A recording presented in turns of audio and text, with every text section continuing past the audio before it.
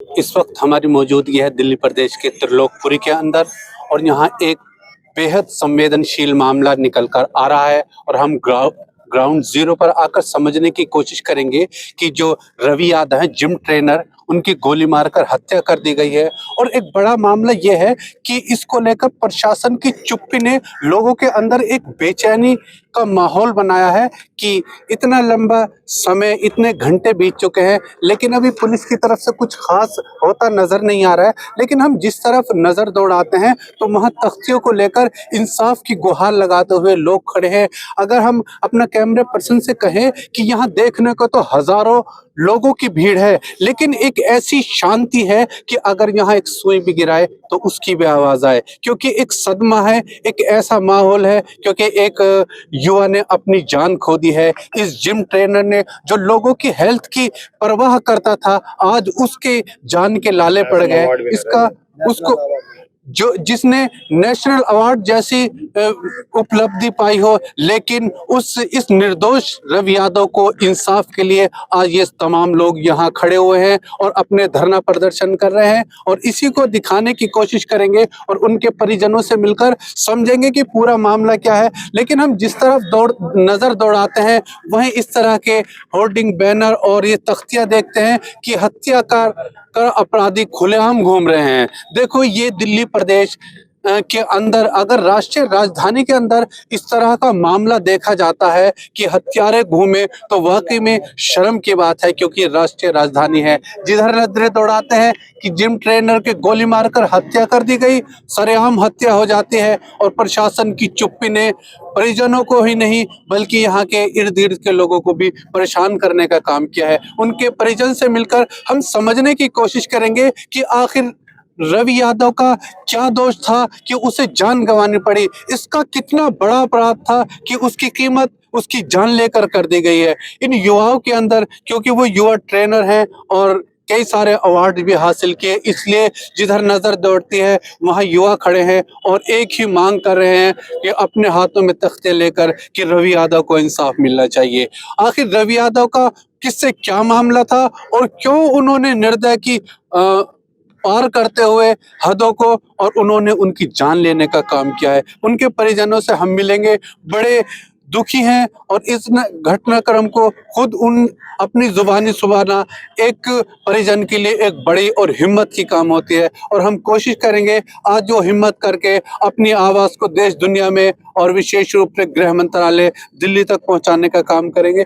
जी, रवि यादव की आज जो कुछ घंटे पहले जो निर्मम हत्या कर दी गई, उसको लेकर हम आपसे बातचीत करना चाहेंगे। आप रवि यादव के रिश्ते में क्या लगता है? वो मेरा भतीजा है, मैं चाचा हूं उनका। अच्छा, रवि यादव, आपका क्या नाम है? एडवोकेट वीरेंद्र। एडवोकेट वीरेंद्र जी से हम बात करेंगे। हम आपसे जानना चाहेंगे कि आखिर ये पूरा मामला था क्या, किस तरह समझे आप? ये जो अक्यूज है, इसके अंदर अक्यूज तो मल्टीपल अक्यूज हैं, 6 अक्यूज हैं। 2 अरेस्ट इन्होंने किए हुए हैं और एक इसमें जिसका नाम और आ रहा है वो है सुनील गोलू एलियस चिराग वगैरह, और 3 और हैं। तो ये जो अक्यूज हैं, जो जिनका नाम मैंने अभी लिया, इसमें से जो अक्यूज हैं इनके खिलाफ मैंने कई बार इनके खिलाफ केस किए हुए, कई केस हैं इनके जो इनके खिलाफ लड़ रहा हूँ मैं कोर्ट में। बीच में ये 70 किलो गांजे में अरेस्ट हुआ था और उसमें उसको ऐसा था 2021 में कि उसे लगता है कि वो मैंने उसको अरेस्ट करवाया 70 किलो गांजे के साथ, क्योंकि वो कई सालों से कॉलोनी के अंदर 2017-18 से ये गांजे स्मैक का कारोबार कर रहा था और इंटर स्टेट ड्रग पैडलर है।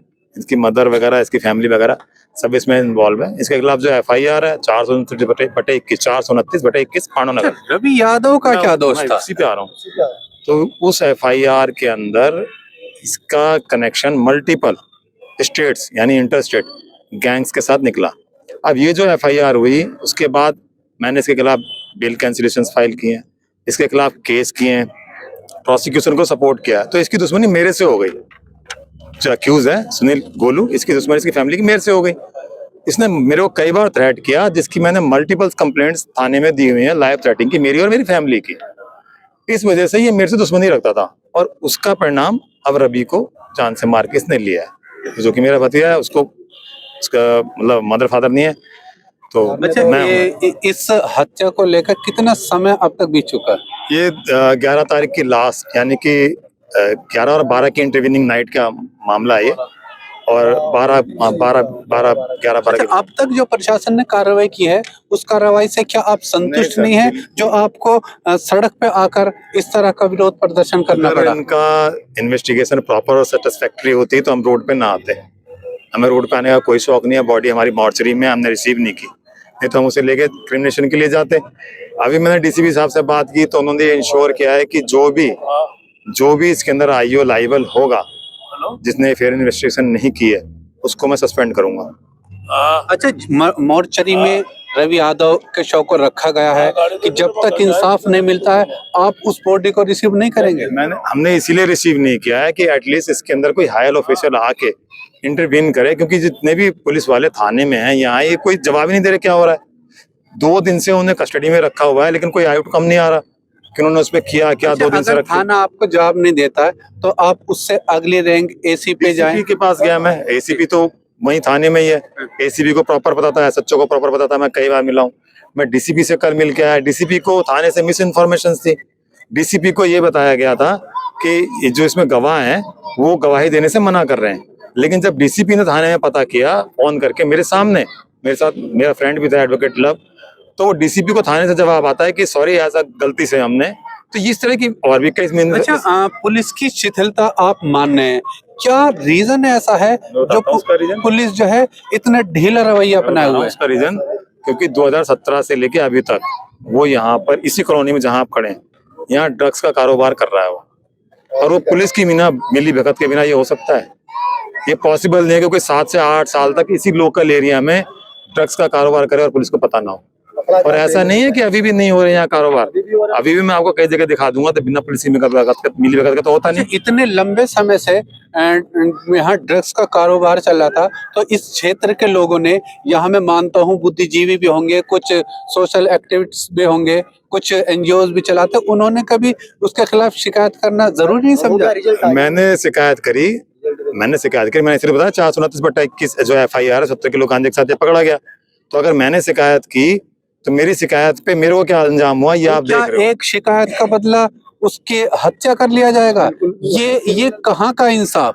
देखो अब ये तो आप समझ सकते हो कि अगर कोई क्राइम कर रहा है यहाँ पे या ड्रग्स बेच रहा है, उसकी शिकायत मैं करता हूँ, तो पुलिस को इंश्योर करना चाहिए कि जिसने उसकी शिकायत की उसकी सेफ्टी सिक्योर हो। लेकिन पुलिस ने ऐसा इसलिए नहीं किया क्योंकि पुलिस को तो बहुत कुछ, आप समझ रहे हो मैं उससे खुल के क्या बोलना, अभी हमारा केस वहाँ है।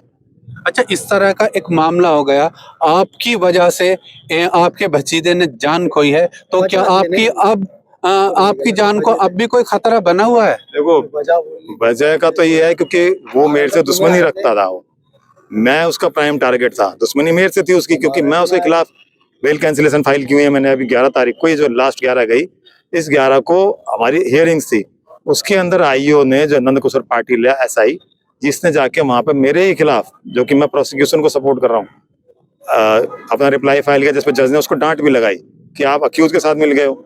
बाहर आके राहुल जो अभी अरेस्ट है, इसने SI पाटिल के सामने ये धमकी दी 11 तारीख को कि मैं गोली जान से मरवा दूंगा, और उसी रात को ये घटना घट जाती है। अच्छा, दिल्ली पुलिस से अपनी सुरक्षा को लेकर अभी तक आपने कोई डिमांड करी? देखो दिल्ली पुलिस से डिमांड की जरूरत नहीं होती है, दिल्ली पुलिस को अच्छी तरह पता होता है कि जहां ऐसी घटना घटती है वहां सिक्योरिटी कैसे प्रोवाइड की जाती है।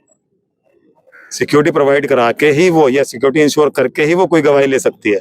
कोई गवाह गवाही कैसे देगा जब उसको ये पता है कि पहले एक आदमी को मार दिया गया, अब मैं गवाही देने जाता हूँ 4 लोग फरार हैं, उसके लिए दूसरा मर्डर कोई बड़ी बात है?